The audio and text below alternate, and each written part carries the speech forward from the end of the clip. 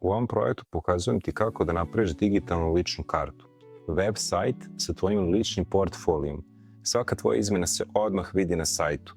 A pored sajta pravim ti i biznis karticu spremnu za štampu sa QR kodom koji skeniranjem vodi pravo do tog sajta.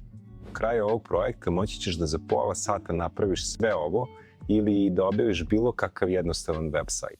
Ovako izgleda moja portfolio stranica. Za ovakvu vrstu web sajta koristio sam ozbiljniju tehnologiju i ozbiljnije AI agente, ali forma je ista. 95% svega ovoga možeš i ti da imaš samo uz ovaj projekat. Ako hoćeš da uradiš ovaj projekat i sam, preporučujem ti računar kao uređaj. Sve možeš i sa telefona, ali sa računarom ti je daleko lakše da kucaš promptove, pregledaš fajlove i pregledaš sajt dok ga gradiš. Kao i svaki drugi projekat sa AI alatima, krećemo od pretraživača i interneta. Ja koristim Google Chrome, otvaram 3 prozora, Google Gemini, Claude i ChatGPT. Linkovi su u opisu ovog videa. Ovo su 3 najveće AI agenta, odnosno 3 najpopularnije AI platforme za generalnu upotrebu. Iako stvari mogu biti drugačije u momentu kada ti gledaš ovaj video, ove 3 platforme se smenjuju već godinu dana, međusobno i konstantno zauzimaju top 3 mesta. Vrlo je malo verovatno da će se to menjati. Potreban ti je nalog da bi koristio bilo koji od njih besplatno. Ali zašto 3 taba, a ne jedan? Zato što dobijem 3 različite perspektive od 3 različita AI agenta. Svaki od njih daje različito mišljenja jer su pravile različite kompanije. Različite kompanije znači različito razmišljanje i različiti podaci za trening. Pre nego što počnem, fali mi neki metod koji me dovodi od ideje do realizacije. Zašto?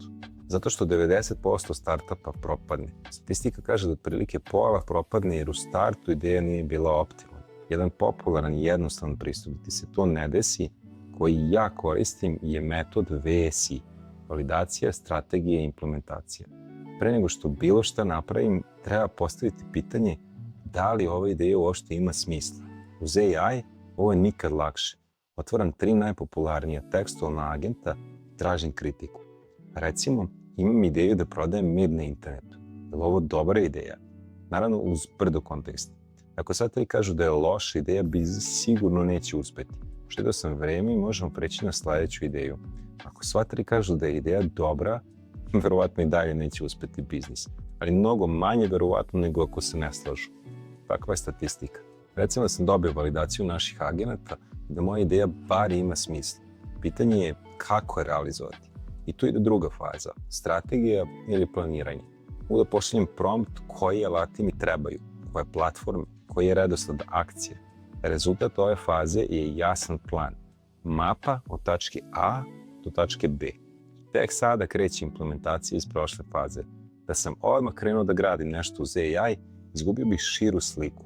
AI može potrošiti previše ili premalo vremena na jedan korak, a taj korak nas možda neće ni približiti našem cilju. AI se lako izgubi u implementaciji ako nema jasan plan u svom kontekstu. Zato je dobra praksa odvojiti plan od ostatka konverzacije.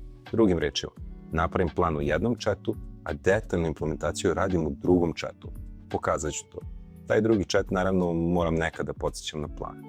Sve ovo većina nas radi intuitivno, ali kad radiš sa AI-om, dobro je da se držiš tih pravila.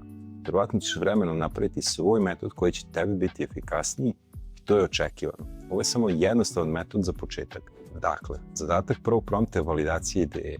Prompt sam već spremio i ostavio sam ga u opisu ovog videa. Može ti služiti kao prompt koji samo kopiraš u svoju konverzaciju sa AI agentom, ali moja preporuka je da pišeš svoje promptove, odnosno da ih čitaš. Imaš diktafon u svakom od 3 AI agenta, imaš Windows ugrađen diktafon, ako imaš Windows, i imaš donekle besplatan Whisperflow diktafon da skineš sa interneta. Potreban ti je samo mikrofon i za par sekundi izdiktiraš prompt koji je prilagođen baš tebi i tvojim potrebama. Ako ti ipak treba polazna tačka, koristi moj prompt iz opisa u kojem tražim validaciju pravljenja portfolio web sajta na internetu. Sa Ctrl+A i Ctrl+C ja kopiram prompt, lepim ga u drugi alat sa Ctrl+V i šaljem. Isto u treći alat. Vraćam se na Gemini i šaljem i njemu. Odgovori AI agenata su spremni. Ja ću pogledati kako je prošla validacija moje ideje pravljenja portfolio web sajta na internetu. Konačan sud Geminija da. Konačan sud ChatGPT-a treba odmah uraditi. A Claude je rekao ne. često će se desiti da se jedan ili dva AI agenta ne slažu sa trećim. Umjesto da nastavim razgovor sa jednim od njih, ja ih ukrštam. To je kao da imaš 3 super načitana asistenta i da ih staviš u istu sobu, tako da svaki od njih čuje odgovore ostalih. Evo kako se to radi. Uzimam Claudeov odgovor i kopiram ga u Gemini. Pišem, drugi AI agent mi je dao drugačiji sud. Navodnici služe kao neki način da odvojim jednu vrstu teksta od druge. Postoji tehnički bolji način sa tagovima, ali o tome posle. Dalje. Treći AI agent mi je rekao ovo. Opet ti separatori, pa lepim ChatGPT-ev odgovor. Onda dodajem, da li ovo menja tvoj konačni sud? Ponovo generiši odgovor. Isto ću sada da uradim i sa preostala 2 AI agenta. Evo rezultata. Gemini je ostao pri svome. Konačni odgovor na moju validaciju je da. ChatGPT takođe kaže da. A Claude, konačna presuda da. Promenio je mišljenje. Znači, kada ukrstiš konverzacije 3 AI agenta, razgovori počinju da konvergiraju, počinju da liče jedne na druge, kao i njihovi odgovori. To je zato što dobri promptovi usmeravaju AI agente da razmote perspektive do kojih sami nisu mogli doći. Ovo je najvažnije pri validaciji i strategiji svakog novog projekta ili biznisa. U početku se donosi dosta odluka od kojih zavisi da li biznis uspeva ili propada. Naravno, za prvu projektnu lekciju ovo uopšte nisam morao da radim, jer je prilično jednostavno. Mogao sam samo to da uradim i bez validacije. Ali bitno napomena, ukrštanje ima smisla samo ako su AI modeli približno inteligentni. U momentu snimanja ovo su zaista 3 najbolje platforme sa 3 skoro jednaka modela. Ako u trenutku kada ti gledaš ovaj video, Gemini više nije u top 3, recimo, Geminijeva perspektiva ne doprinosi više ničemu i ovaj korak ne radiš sa njim.